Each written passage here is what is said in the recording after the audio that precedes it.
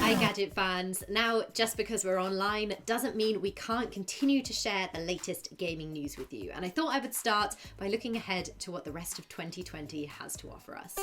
Now, like many industries, the games industry has of course been affected by the COVID-19 outbreak. E3 has been cancelled, esports events have been postponed, even the BAFTAs have gone online. But the gaming world has been giving back. So for instance, Folding at Home is a way for PC gaming players to contribute their vast processing power to help in the research efforts in how to deal with this outbreak. And Humble Bundle has offered up a bundle of excellent games that you can buy right now, with 100% of the proceeds going to organisations who are responding to this pandemic.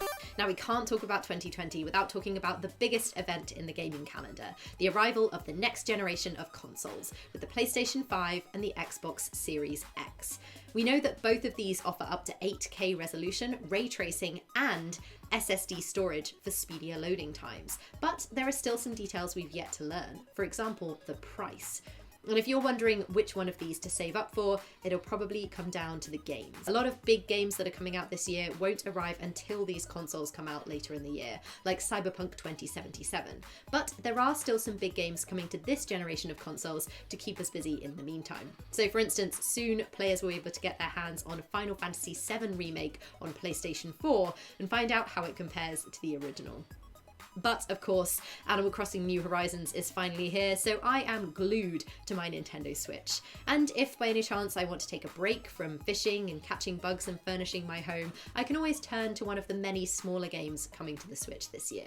For instance, I loved the survival horror puzzle platforming game Little Nightmares, so its sequel, Little Nightmares 2, is definitely on my list. Also, last year I played this great demo for a gorgeous narrative game called In Other Waters, about exploring an alien ocean, so I'm looking forward to playing that on my Switch this year as well. And if you want something even more unique, I've also got my eye on a new handheld gaming system from Panic, who published last year's best-selling hit Untitled Goose Game. Playdate is a little yellow device. It's got a black and white screen, buttons, and oddly enough, a crank on one side. And if you order one later this year, then you will get 12 unique games delivered once a week.